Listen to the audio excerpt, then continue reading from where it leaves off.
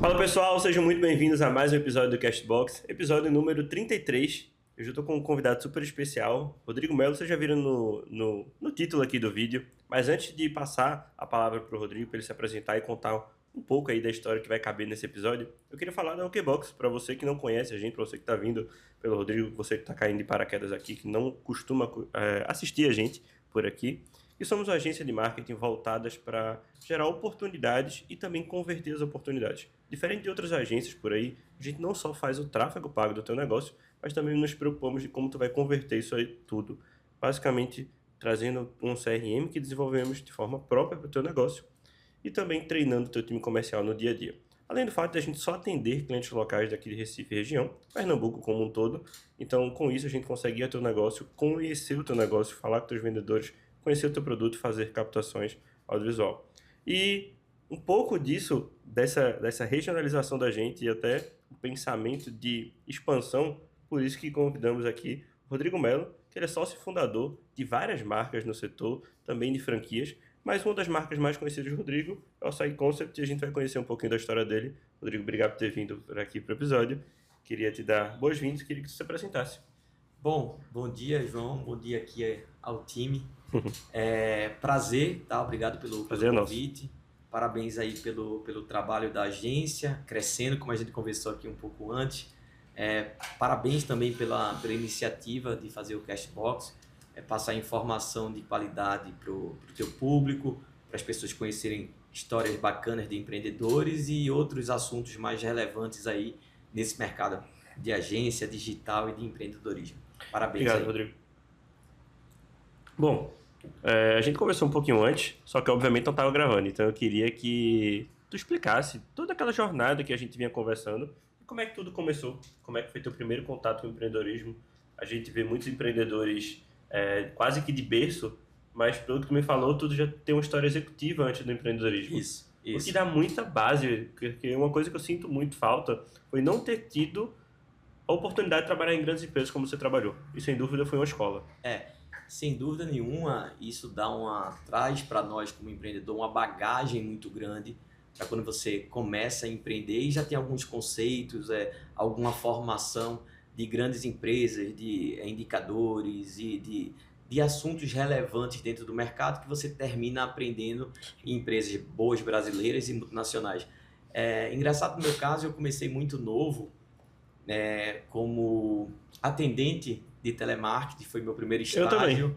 Olha aí, que legal. Então, a gente tinha 18, 19 anos, 20 anos, e eu sou formado em administração de empresas. E aí o meu primeiro estágio foi como atendente de telemarketing, e aí aprendi também bastante, né? Você muito desenvolve jovem, oratória, você desenvolve a capacidade junto ao cliente ou alguma assistência que você está dando ali por algum problema, você aprende a se desenrolar e ter esse primeiro contato com o cliente, enfim. Na época ainda era telemarketing da própria CELP, de telefone. Então, da parte de suporte mesmo. Então era coisa pesada, assim, para quem era novo, muita confusão, porque minha linha não foi instalada, ou porque meu telefone está com problema. Então aprendi bastante aí, muito novo em relação a... Foi pouco tempo, passei 6 meses, e aí eu fiz uma seleção na época na fábrica aqui, da Elida Gibbs, que era uma operação era uma divisão de personal care da Unilever. Sim. E era muita gente nessa seleção, e era a seleção para ser promotor de vendas, então tinha umas 100 pessoas na sala. E passaram 2 pessoas nessa seleção, então tive Você e outro. Eu e outro, e comecei minha carreira como promotor de vendas. E aí, colocando no supermercado, ali no supermercado regional, colocar detergente em pó, colocar sabão. Então, isso era meu trabalho até meus 20 anos, 21 anos de idade, fazendo o trabalho e entendendo, isso me ajudou muito, entendendo o varejo. Isso que eu falo. Entendendo o que é a importância de um bom posicionamento de venda do seu produto, entendendo como é que a gente consegue aumentar as vendas dentro desse ponto de venda. Então tem uma série mais Tem muito mais estratégias no varejo comum do que a pessoa pensa, né? Exatamente. As pessoas como consumidores normais que chegam em qualquer ponto de venda realmente no varejo, elas não sabem o que tem por trás daquelas gôndolas, das promoções que estão ali no ponto de venda, mas isso é pensado, uma área de trade marketing dessas grandes empresas, junto com o próprio também supermercado, ou hoje tem vários canais, né? Tem o Cash and Carry, o Atacadão, tem o varejo regional, e hoje tem o atacarejo agora, o que tá muito atacarejo, forte. exato. Então, tem toda uma inteligência comercial de trade marketing também por trás. Então, minha história começou aí, e aí fui crescendo, subindo a cada ano função, coordenador de merchandising, supervisor de vendas, e aí foi até... eu passei 7 anos na Unilever e depois mais quase 9 na Mondelez. Ainda peguei a mudança da Kraft Foods para Mondelez. Então, hoje é Kraft, né? Hoje é Mondelez, na verdade. Exato. Né? E aqui no Brasil. Então, canal indireto, ou seja, distribuidores que você atende. Sim. Então, conheci bastante desse mercado. E isso ajudou muito depois para eu trazer essa bagagem toda para acreditar e ter coragem de empreender. E qual foi esse estalo que aconteceu e quando aconteceu? Foi uma oportunidade de mercado? Era uma vontade? Era um desejo de empreender? Quando isso aconteceu? E o primeiro negócio já foi o Açaí Concept? Tiveram outros negócios antes? Como é que foi? Na verdade, eu já tinha investido em alguma coisa de construção. Um amigo que fazia pequenas casas, enfim. Já investi nisso, mas não trabalhava em si nisso. Meu primeiro empreendimento, de fato... E eu tive a sorte e eu acho que coragem também de dar esse passo, que é muito difícil, né?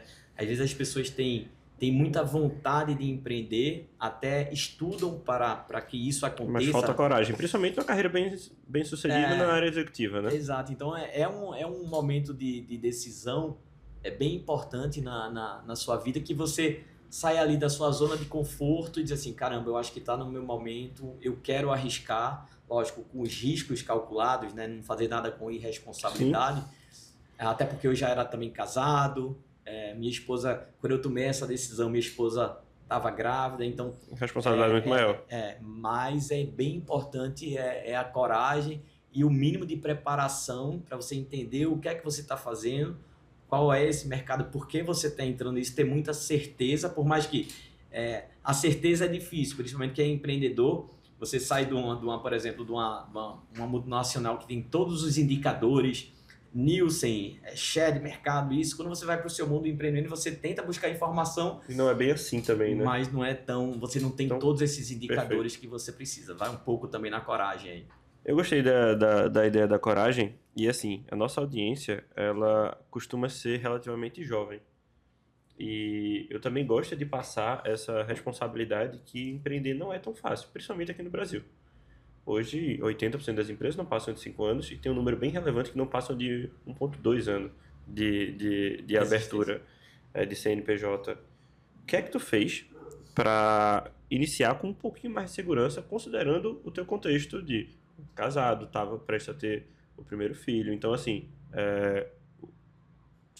pesquisa de mercado, entendimento do mercado, se antecipou, porque na época, o teu primeiro negócio de fato então foi o açaí. De fato, de empreendimento. Abrir açaí em 2014 não era igual abrir açaí hoje em 2025. Sem dúvida. Era diferente. Como é que foi isso aí? Então, aí eu acho que vai um pouco da visão, né? É um produto que... O açaí é muito antigo, ele é originalmente do Pará. Sim. Que era consumido de uma forma, e existia... Estava crescendo essa questão de alimentação saudável. Uhum. E o açaí estava cada dia mais em desenvolvimento. Porém, não existia nada tão grande. Você tinha, às vezes, para o surfista, sim, o açaí, alguma barraca ali que vendia também um açaí ali batido. Então, o mercado estava começando a se desenvolver. E aí eu conheci o meu sócio, que tinha trabalhado numa empresa de açaí em Manaus. Então, estava ali no centro, né? Manaus... Amazonas Pará ali, e que também estava vendo esse desenvolvimento.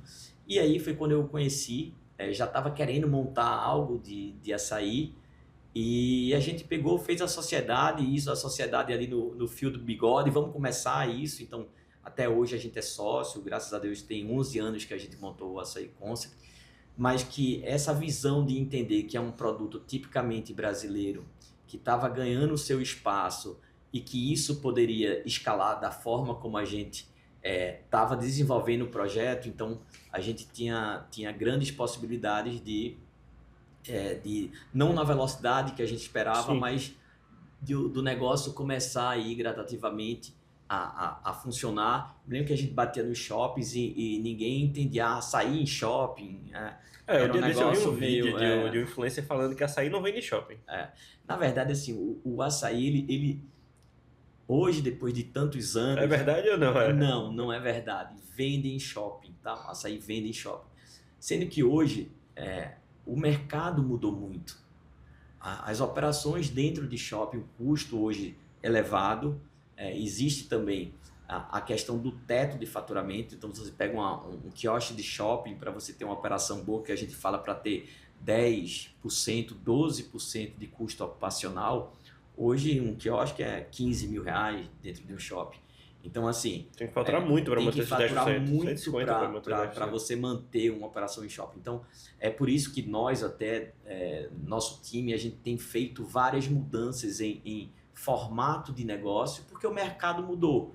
Então, eu acho que um grande aprendizado também para quem pensa em empreender é que o mercado, 10 anos é um tempo gigante de tantas mudanças que tem no mercado.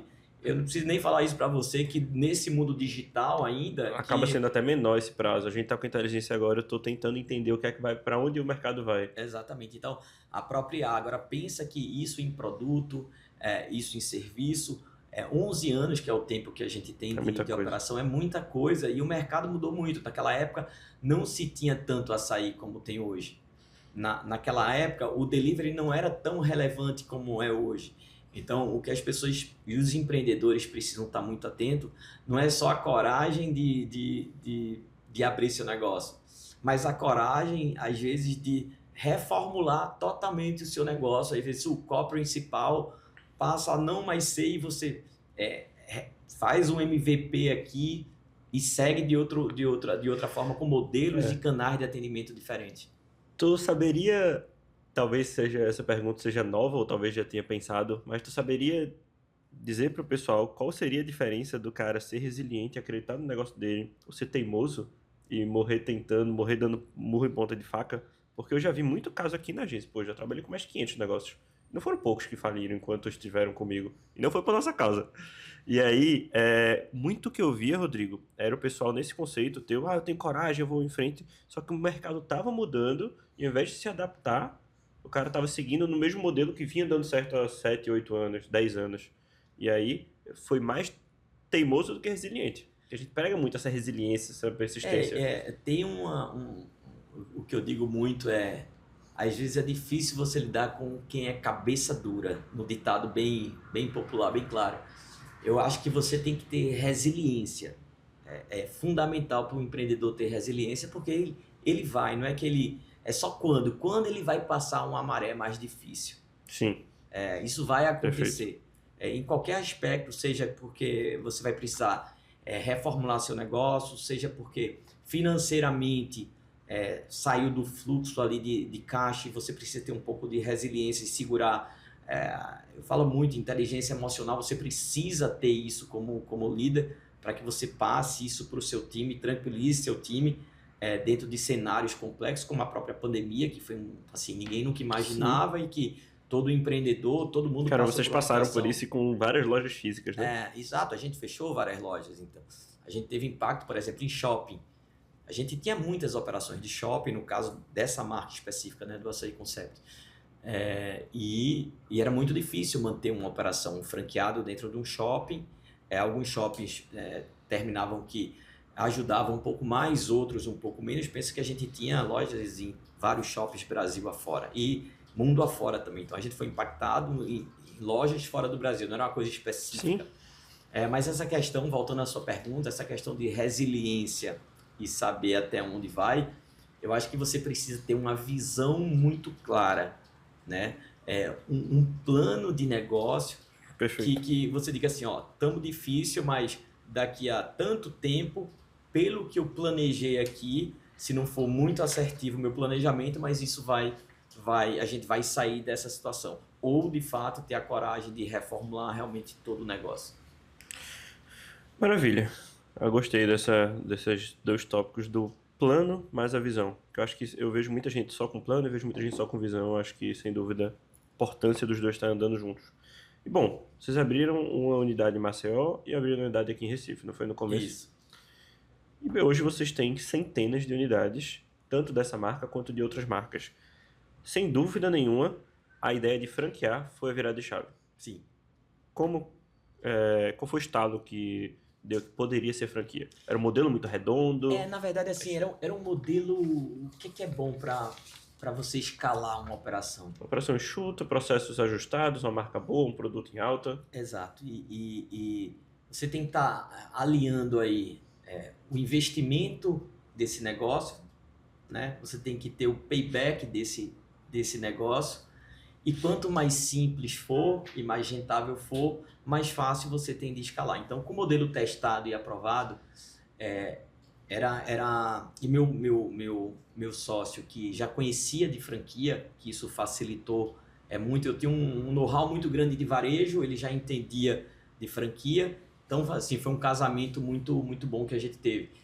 E essa virada, tendo um modelo de negócio enxuto, com um investimento relativamente baixo frente a outros negócios, com baixa complexidade operacional, ali, com payback rápido, então, assim, tinha tudo para dar certo. Lógico, tinha um desafio, era que estava em crescimento, mas a gente abriu muito e ajudou muito a desenvolver esse mercado de franquia de açaí, porque fomos bem pioneiros nisso, que a gente tinha esse desafio. Mas realmente o negócio acelerou de uma forma no começo, em 2014, 2015, que foi muito rápido e a gente se posicionou muito bem no mercado. Então, assim, qual foi o tempo da abertura da primeira para a franquia? A gente teve uma operação que a gente abriu, que durou mais ou menos 6 meses de operação própria. A gente, na verdade, errou até nas primeiras. A gente abriu 2 unidades, a cabeça da gente era shopping, então a gente ainda tinha dificuldade de entrar com açaí em shoppings. A gente conseguiu colocar uma operação no interior de Alagoas, Arapiraca, e outra em João Pessoa, sendo que a gente pegou pontos muito ruins para poder entrar no shopping. Então foi um erro que a gente viu que o faturamento ali poderia ser melhor, a conta ali se pagava, mas a gente tinha uma promessa de mudar de shopping, mas isso demorou muito. Então a gente acabou fechando essas 2 operações de shopping. Então aí vai aquela questão, e voltando àquilo que você bem falou, que é visão e resiliência. A gente tinha meio que, não podemos dizer a certeza 100%, mas a gente, mesmo fechando as operações, a gente entendia que tinha, pelo faturamento, por onde a gente estava posicionado no shopping para poder entrar. Isso, se a gente tivesse num ponto melhor, sem dúvida nenhuma daria certo. Entendi. Mas a gente conseguiu um ponto de rua em Maceió. Então a gente abriu a primeira loja nossa, uma pequena loja, uma das principais ruas de Maceió, e aí funcionou muito bem. Então a gente depois abriu, aí formatou a franquia, abriu franquia em Maceió, franquia em Recife, com pessoas na época meio conhecidas. E aí o negócio, a partir de então, deu uma escalada muito grande. Tem uma coisa que eu tenho certeza que é um diferencial, até hoje, é uma busca, na verdade, deve ser um pilar na franquia, que é o fluxo de pessoas, o tráfego de pessoas que passam por aquela loja. E aí, para a pessoa que está ouvindo, a gente fala muito aqui de um funil básico, onde o topo do funil, a gente está falando sempre de tráfego, e aí eu estou falando do mercado digital, mas só como o mercado digital, ele linka com o mercado físico. No mercado digital, primeira coisa, você tem que ter tráfego. E tráfego não necessariamente é tráfego pago, você precisa de gente. Não tem como vender 10 itens se você só colocou 9 pessoas na sua loja. Tem que botar mais de 10 pessoas na sua loja. Para você ter sua conversão dentro para depois, perfeito, para depois você ter engajamento. Engajamento não é necessariamente curtir o comentário. Engajamento é a pessoa tocar, sentir, olhar, se engajar, perguntar sobre o teu produto. Para depois tu ter a conversão, que seria a venda, para depois tu ter retenção. Tenho certeza que todos esses pilares estão intrinsecamente ou oficialmente presentes na franquia. Sim. Se você abrir um quiosque num lugar deserto, não vai vender nada, né? É um pilar muito forte ou é um pilar normal da franquia? O fluxo de pessoas, que seria o tráfego de pessoas. Hoje isso é muito importante para operações físicas, que mudou um pouco para a operação digital. É engraçado isso, porque hoje a maioria das empresas, lojas de alimento, a maioria tem delivery. Sim. Então, o que acontece hoje é que você tem que, para montar o seu negócio, você precisa saber quanto é. Se você vai para um shopping que tem um fluxo médio de 30, 40, 50, 60 mil pessoas vai ser um dia, preço mais caro.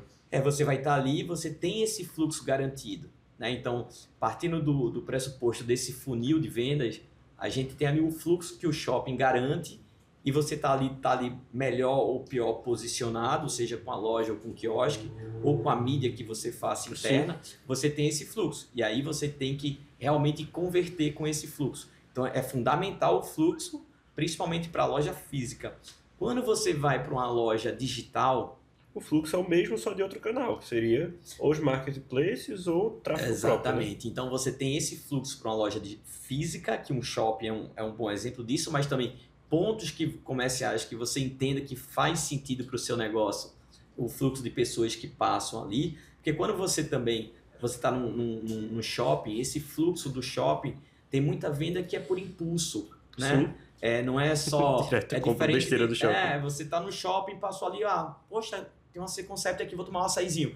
Então tem um pouco dessa venda por indulgência, por impulso, nesse sentido. Quando você tem uma loja de rua, algo aí você... É muito mais intencional, né? Você para lá. Às vezes é mais um destino, não, eu quero ir lá, é minha vontade de ir para lá. Por mais que vai ter um fluxo de passantes também, vai ter alguém que vai parar porque vai ver a loja.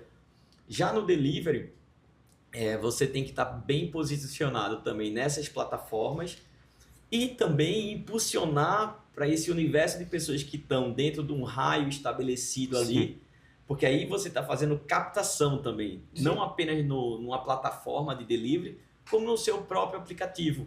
Então você também capta lead, você investe nisso, para você também, dentro desse funil de vendas, você ter a conversão no digital. Hoje vocês têm várias marcas no grupo, marcas de sushi, marcas de poke e outras marcas, e também a marca de açaí. Acredito eu que as marcas de comida japonesa sejam 100% delivery, né? Sim, tem alguma coisa de takeaway, que ainda... Mas a gente, eu tenho mais 2 sócios, o Fernando e o João, que foram os fundadores dessa marca. A gente formatou, minha empresa na época formatou essa marca legal, para a franquia, e depois eu entrei como sócio também dessas operações, que são excelentes empreendedores que estão ativos no dia a dia da empresa e que fundaram, e eu gostei muito dos empreendedores. Além, quando eu invisto numa empresa, boa parte disso tem que ter um empreendedor ali tá que por você trás, acredita, né? Que você realmente você vê que ele está engajado no negócio e está lá no dia a dia tendo conhecimento do que ele está fazendo de fato. Mas é uma operação que tem várias marcas dentro de uma cozinha. Então a gente tem fachada de loja, mas 95%, 98% da operação é de delivery. Então a gente tem uma marca conhecida, e eles são daqui de Recife, inclusive, é uma marca conhecida, a Haro Sushi. Que eu pedi muito, ela é azul, né? Exatamente. Ela hoje se pega no delivery, é a principal marca de delivery em Pernambuco, como grupo. Então a gente tem 14, 15 unidades aqui. E o ano passado, inclusive, a gente foi premiado como a melhor culinária asiática do Brasil pelo iFood. É um evento que tem o iFood Move, que foi o primeiro evento de delivery que o iFood fez. E esse ano tem de novo. Então tinham 5 categorias, a gente foi premiado porque a gente tinha uma recorrência, não era só a comida em si. Nosso produto é muito bom, mas tinham indicadores de recorrência, de satisfação, enfim, que a gente foi eleito em função disso. Então foi muito bom para a nossa marca, uma marca também aqui nossa, aqui de Recife, do Nordeste, ganhar uma premiação tão grande, né, do principal player do mercado até então. Bom, bacana. Eu não sabia dessas outras vertentes, outras marcas quando a gente estava conversando, mas eu tenho certeza que seja nessas marcas ou seja na franquia, nos outros negócios que você investe, alguns, principalmente da história do açaí que a gente estava falando, em ordem cronológica, alguns momentos são passados por inseguranças. E qual foi hoje? Qual foi o teu maior momento de insegurança com o teu negócio? Qual foi o maior momento que tu pensou assim, isso pode dar errado? Eu acho que tiveram um ou dois momentos. A pandemia, foi um momento bem impactante, né?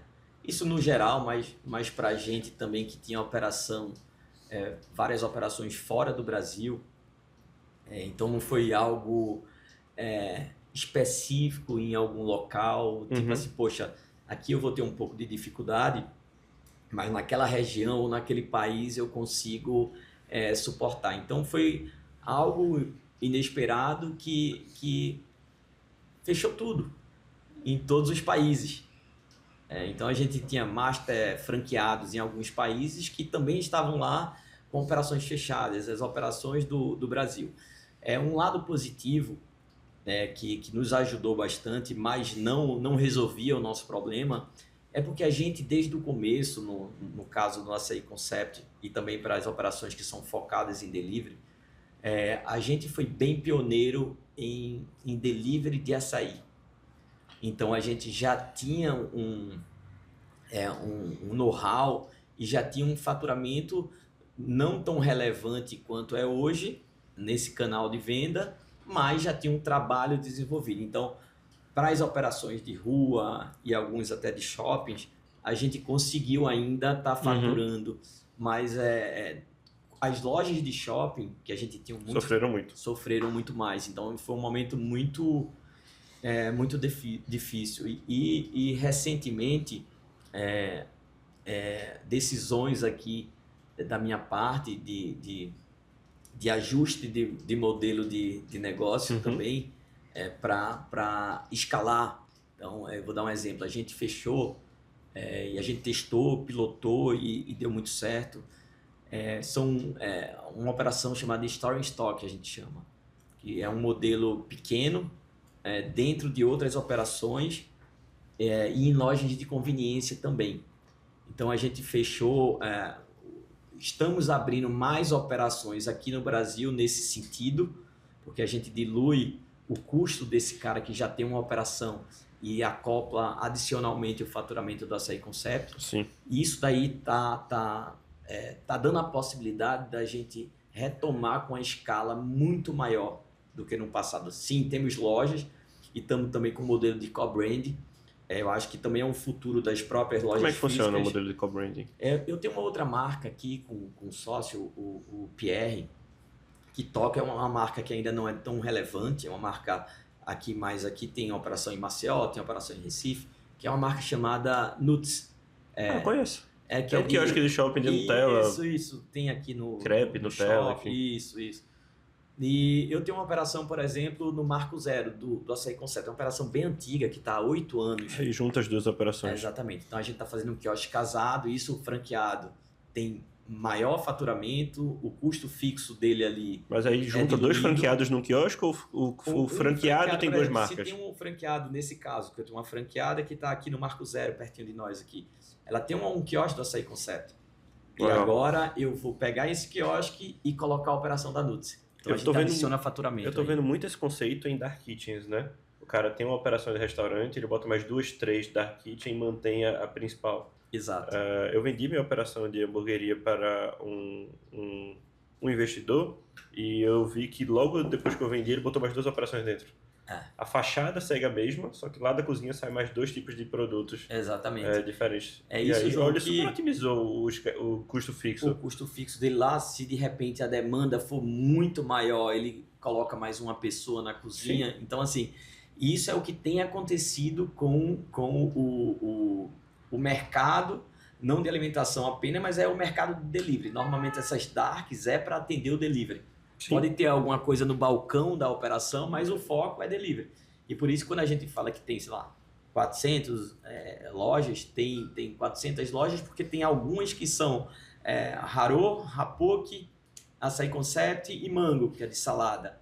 Então, você sobe numa operação, lógico, e aí você precisa entender com a plataforma de delivery, dependendo do peso que você tenha nessas plataformas, o que é possível ainda fazer, para você ter X marcas dentro de uma plataforma, né? Então, esse mercado de delivery está borbulhando, principalmente. Tem para onde crescer ainda esse mercado? Muito, muito, muito. A gente aqui tem ainda uma estrada gigante de desenvolvimento ainda do delivery, principalmente agora esses entrantes, essas novas plataformas que estão aí, que saiu várias notícias, reportagens falando dessas gigantes que estão chegando no Brasil também, como super apps, tem até o próprio iFood que domina o mercado hoje, mas que muita coisa vai acontecer aí nesses próximos meses.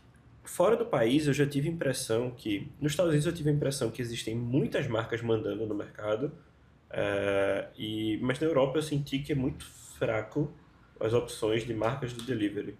E aqui no Brasil a gente tem quase um monopólio. Tem vaga para... Tu acredita que tem vaga para outras plataformas? Porque quando eu estava no mercado de restaurante, de delivery, falava-se muito de você ter sua plataforma própria, né? Você ter seu delivery próprio, para evitar pagar taxas para as grandes empresas. Só que quando tu tem o teu delivery próprio, tu é responsável pelo teu tráfego. Sim. E vai ter outro custo, seja de tráfego pago ou de qualquer outra estratégia para divulgar. Bom de plataforma é que ele já tem um cliente. Obviamente ele vai cobrar muito caro por isso. Só que eu abri em outras plataformas na época menos conhecidas do que o iFood e a demanda era quase nula. O mercado mudou muito, né? Quando algumas marcas aí, outras plataformas chegaram há 4 anos atrás, foi mais ou menos começo ali da pandemia, o mercado ainda não era regulamentado como está hoje. Então muita marca chegou, mas existia, como a iFood ainda assim tem dominância do mercado, existiam contratos de exclusividade. Sim. Então, grandes marcas, key accounts, eles tinham contratos de exclusividade. Eu cheguei a assinar uma marca pequena com a Rappi e foi horrível. Então, o que aconteceu? O iFood tinha contratos de exclusividade. Então, quando a Rappi, o Uber Eats, quando essas grandes empresas chegaram aqui no Brasil, eles tentaram quebrar a exclusividade dessas marcas. Uhum. Sendo que não tinha uma regulamentação. Hoje não pode ter contrato de exclusividade pela parte do iFood, pelo menos para quem tem acima de 30 unidades. Então essas grandes marcas não assinam o contrato de exclusividade com a plataforma. Então quem chega agora, você não precisa quebrar o contrato com o iFood de exclusividade, porque você não tem esse contrato de exclusividade. Então você não perde nada em botar, né? Ou quase nada. O mercado está aberto. Legal. É diferente do passado, quando essas grandes chegaram. Então, assim, o entendimento geral que se tem desse mercado agora de delivery com essa entrada é que, por conta da regulamentação que houve, do CAD, enfim, o mercado está aberto e essas pessoas podem trabalhar sem nenhum problema com essas outras marcas. Lógico, se você é parceiro do iFood, de repente, se cai alguma coisa no seu faturamento lá, se você consegue compensar alguma coisa aqui. Mas assim, cena dos próximos capítulos. Entendi. Acho que é um assunto que vai dar muito pano para manga, como se diz daqui para frente. O que é que vai acontecer nesse mercado? Saiu a notícia agora que o iFood também se juntou agora com a Uber Eats. Carro, porque tá chegando a 99 Food, que a 99 como aplicativo de transporte. É o conceito de super app que estão tentando emplacar há muito tempo, né? O próprio iFood, a maior do mundo aí que está chegando, uma chinesa chamada Meituan, que é super app na China, ela é a maior. O próprio Elon Musk, ele tem a ideia de tornar o X, né, um super aplicativo que faça pagamento, que converse, que seja uma rede social. Ninguém conseguiu emplacar ainda, mas tu tinha falado dessa Meituan, eu vou dar uma olhada e entender qual que é o modelo, porque muitos erraram ao tentar entrar. Ou pelo menos era a época errada com essas sanções de exclusividade. Vê, em algum momento você percebeu que o negócio estava ficando grande. E eu sinto aqui, em sair de uma microagência para uma agência de pequeno, médio porte hoje em dia, a dificuldade de crescer. Quando a gente cresce, a gente tem mais dificuldades legais, a gente tem mais dificuldades de pessoas, a gente tem mais dificuldades de tudo. Qual foi o maior desafio de sair de 1, 2, 3 para 100, 200 marcas? O desafio que você tem em relação ao crescimento depende do modelo de negócio que você tenha, né? Existem modelos de negócio que o crescimento, como se fala, a dor do crescimento exige capital, né? Então, para alguns modelos que tem você tem que necessariamente investir para crescer, isso tem um impacto muito financeiro, que às vezes você termina se alavancando pegando o recurso próprio ou recurso de terceiro, para que você invista no seu negócio e faça crescer. No meu caso, o maior desafio não era um desafio tão grande financeiro, porque o meu formato de negócio ele estava muito azeitado para o crescimento. O desafio normalmente, e que no meu caso foi exatamente esse, é como é que você consegue escalar, ter um time que acompanhe, esteja preparado para dar o suporte, para ter essa relação com o franqueado, para que os fornecedores homologados, como você escala, uma coisa é você escalar a nível regional aqui, vamos escalar 2 estados Para aqui. abrir uma franquia de açaí em Portugal, tem que ter os fornecedores homologados em Portugal. Isso, e tem que ter, no meu caso, a gente manda do Brasil açaí. Caramba. Então tem container, então tem uma parte de trade nossa, que o entendimento de como a gente manda isso para fora. Mas eu digo até a própria distribuição a nível nacional. O Brasil é um país de dimensões continentais e que você lá no sul está aqui, então também tem a questão de regionalidade. Assim, no sul é uma coisa, aqui é outra. A gente tenta padronizar, né? Porque franquia é importante que tudo seja padrão. Mas o desafio é logística no país, para que você está aqui e mande uma operação, uma caixa de açaí para o interior do Rio Grande do Sul. Ou então você tem que mandar, sai de São Paulo para você mandar para Manaus. Enfim, tem uma série de fatores que você precisa estar estruturado, não necessariamente de muito recurso financeiro, porque meu negócio não dependia muito de alavancagem, porque a gente cresce no formato de franquia e tudo era mais terceirizado, esses fornecedores. Por exemplo, o açaí a gente não fabrica, mas tem uma formulação específica de um cara que terceiriza para vocês. Para mim. É isso aqui que eu quero. Então, a gente pode, pensa em um dia, colocar uma fábrica de açaí até para fora do Brasil também. Mas, a princípio, foi tudo isso. É muito um desafio de time, Entendi. De organização mesmo, de gestão. E tem algum erro marcante que vocês cometeram durante esse processo de expansão? Eu acho que no começo, eu acho que sim, é um erro, né, do começo da operação, é que o negócio foi muito rápido, né? Foi muito rápido. Então, em alguns momentos, eu acho que a falta de experiência também, né?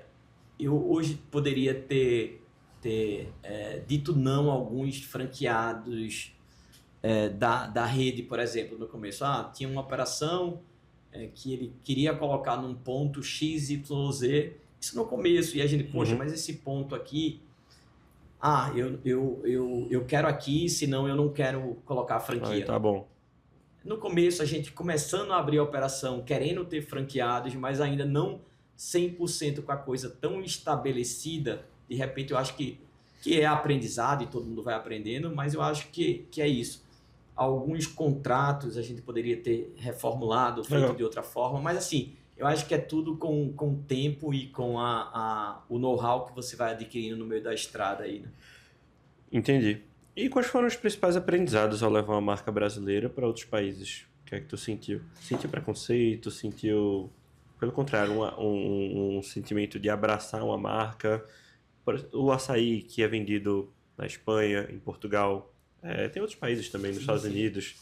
A gente tá no Oriente Médio, a gente tem operação em Dubai, em Suíça. Quem toma açaí concept por lá é o brasileiro? É o próprio local? Como é que é? É engraçado isso. Hoje, da mesma forma como o Brasil, as demais regiões, tirando o norte, abraçou o açaí de uma maneira que é consumida diferentemente até do norte, mas como ele foi popularizado e democratizado aqui no Brasil...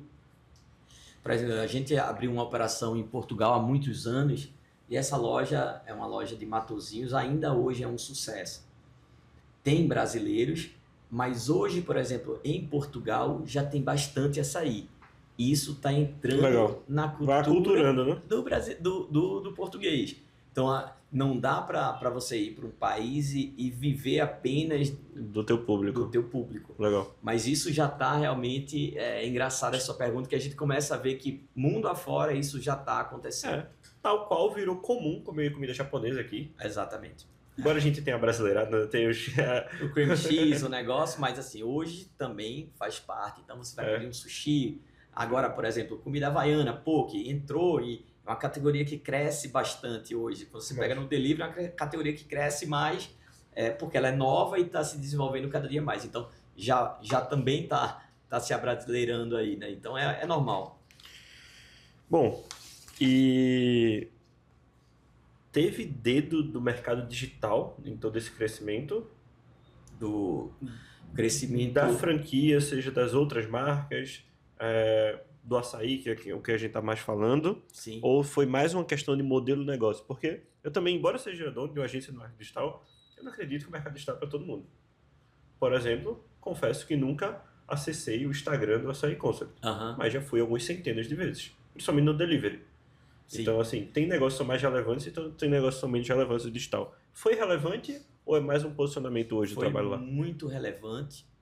Primeiro, falando digital, do próprio delivery e do desenvolvimento do delivery, da categoria também açaí, mas até para venda de franquia, o canal digital é relevante. Muito relevante. Porque são feiras e o mercado digital, né? Exatamente. Você tá tráfego, toda essa parte para você gerar lead, para você depois entrar naquele seu funil de vendas que você falou, para a gente converter, sei lá, 1%. Uma nova franquia.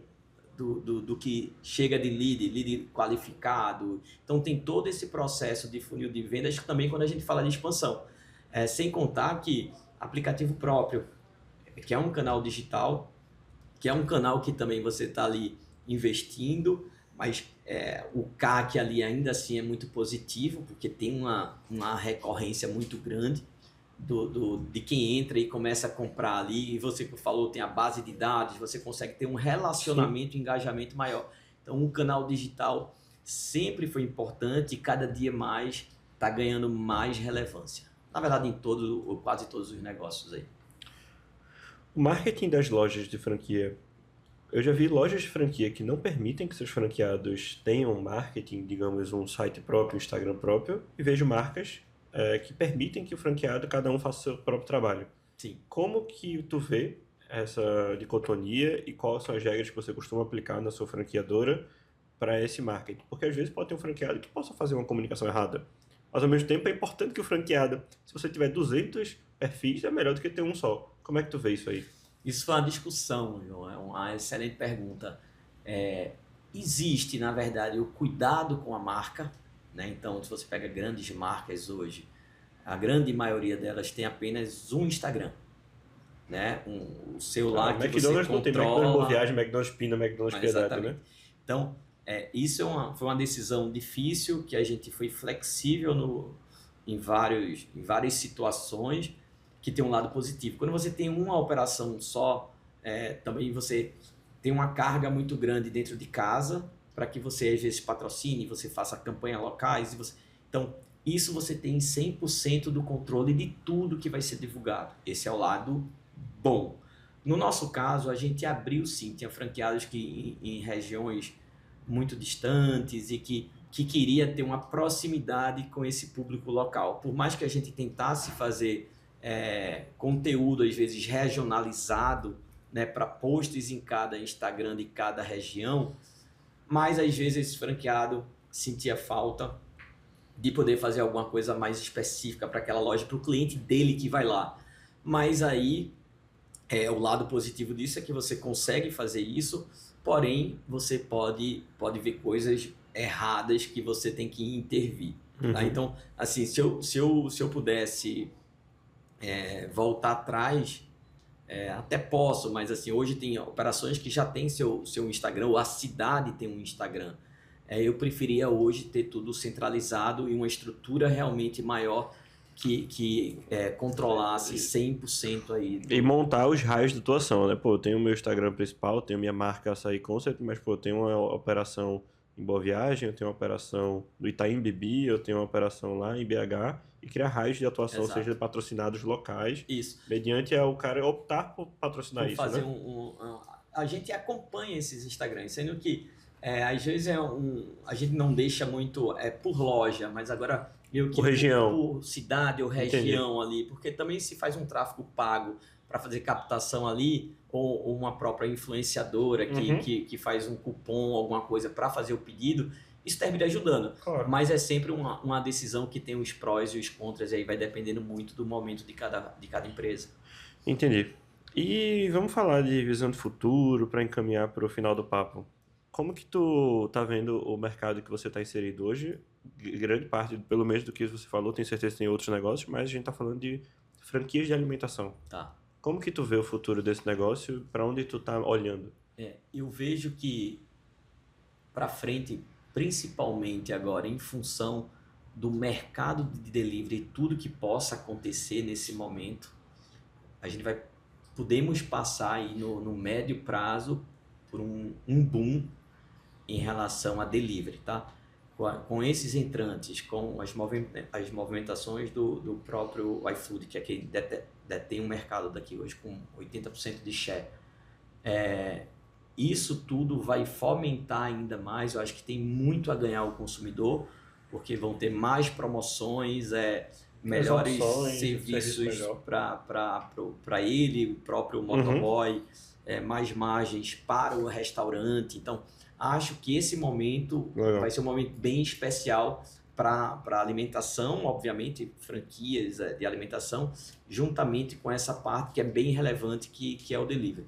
Acho também que tanto essas dark kitchens que a gente tem hoje, como operações que façam call brand, isso cada dia mais vai ter que isso acontecer até em shoppings e lojas de rua, para que a operação seja cada dia melhor para o franqueado, porque no final das contas o franqueado tem que estar bem, porque caso contrário nada existe. Então você tem que ter o foco, como a gente é B2B, a gente tem que ter o foco nesse franqueado e também realmente o foco no cliente para ver tudo que ele demanda para a gente fazer as mudanças necessárias aí no mercado. Eu gostei desse ponto que tu falou, Rodrigo, da entrada de novos concorrentes para fazer frente ao iFood. Eu acho que só tende a ganhar o mercado como um todo. Exato. Porque quando novos concorrentes entrarem, eles vão ter que ser mais atrativos para o público e para os restaurantes. Para os restaurantes, eles tendem a balizar as taxas. Para o público, ele tende a trazer tecnologias e inovações e um atendimento melhor. Para o motoboy, que é um pilar nesse negócio, eu não tinha pensado por isso. Na verdade, isso é o que acontece quando os monopólios caem, né? Eu acho que o iFood não é um monopólio, mas ele tem um share relevante. Eu sabia que era 80%, eu chutava até mais do que 80% de share. 80%, e eu te digo que é engraçado que a gente pensa que não, mas existe um número gigante ainda de telefone. A minha avó, ela só liga no telefone, mas eu acho que dá... A venda por WhatsApp também, mas assim, Sim. O legal disso tudo é que quem vai ganhar é o consumidor, Sim. Quem vai ganhar é o restaurante, e a abertura do mercado, não que o iFood seja vilão, pelo contrário, ele também investiu muito para desenvolver esse mercado de delivery, mas a abertura do mercado, isso é importante em todos os segmentos e Legal. Quem ganha é todo mundo aí. Que tipo de empreendedor tu tá se tornando? Eu posso dizer que hoje eu sou um empreendedor um pouco mais ousado. Por mais que eu tive decisões no passado e já errei em alguns casos, e isso, como se diz aqui, já levei muita lapada, mas assim, eu continuo acreditando nas pessoas e eu gosto de um certo risco. Legal. Por mais que o empreendedor tente ter a segurança ali de tudo na mão, mas tem a questão do feeling, de você acreditar num negócio e pagar para ver. Então, recentemente eu tomei decisões muito mais nesse sentido, arriscando, como se diz, skin the game mesmo, dizer assim, caramba, eu vou tomar essa decisão e vou fazer.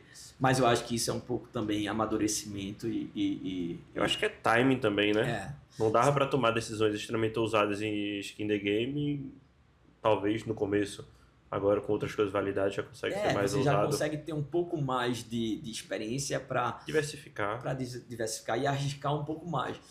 Porém, é engraçado que com o amadurecimento, tudo, eu não digo que é um risco maior, mais ousado de repente, você está mais qualificado para mais entender. Repertório, né? Você toma decisões mais arriscadas, mas com muito mais pé no chão do que de repente você sem tanto conhecimento de você arriscar. Na verdade, você está arriscando até menos, mas seu conhecimento é menor sobre aquilo, entendeu? Então, mas assim, é um trabalho, é o dia a dia, e é bagagem, é pancada, mas o empreendedor aqui, ainda assim no Brasil, a gente sabe como é que funciona e tem que ter sangue nos olhos para fazer acontecer. Bom, vamos direcionar para o fim, e eu queria fazer um bate-bola contigo. Vou fazer perguntas para ter respostas rápidas e perguntas rápidas. Serão 5 perguntas. E a primeira do bate-bola é: um lugar que você gostaria de abrir uma loja hoje em dia? Ai, meu Deus, a gente já está com vários países aí, mas eu gostaria muito de abrir nossa primeira unidade na China, que a gente não tem operação lá. No Oriente Médio fica onde que tu falou? A gente tem em Dubai, a gente tem operação em Dubai, em outra cidade perto, ali são 5, 6 lojas que a gente tem por lá. Bom, maior lição que o empreendedorismo te ensinou nessa jornada? É que vale a pena, vale a pena. Acho que a gente aprende muito e no final vai dar certo. Se você tivesse que vender, ou abrir, na verdade, um novo negócio, o que é que seria hoje? Uma nova franquia, vamos deixar desse lado. Esse meio de lado, eu acho que algo voltado realmente para a inteligência artificial, ter o background disso e conseguir, porque o mercado agora nos próximos anos vai mudar muito e a gente precisa estar por dentro de tudo isso. Um conselho que você daria para o Rodrigo de 2014? Vai sofrer, mas vai passar. E vai valer a pena também. E por fim, como é que tu prefere teu açaí? Eu prefiro meu açaí com cupuaçu e com granola e leite em pó. Bom, eu não fui perguntado, mas eu prefiro com mel e banana só. E um pouquinho de paçoca, porque o açaí concept é intercalado, né? E quem sabe aqui mandar açaí para todo mundo já daqui desse escritório. Olha aí, os meninos aí gostaram. Rodrigo, queria te agradecer pelo convite, por ter aceitado o convite, ter trazido um pouco da tua experiência, que não é pouca, na verdade. É incrível saber um pouquinho mais do teu negócio e tô com umas coisas para conversar contigo agora nos bastidores. Tá bom, obrigado. Eu que agradeço. Parabéns pelo trabalho, por tudo. E estou aqui à disposição sempre que precisar. Obrigado, Rodrigo. Gente, episódio 33 entregue. Espero que vocês tenham gostado. Comentem o que vocês acharam. E tamo junto. Até o próximo. Valeu!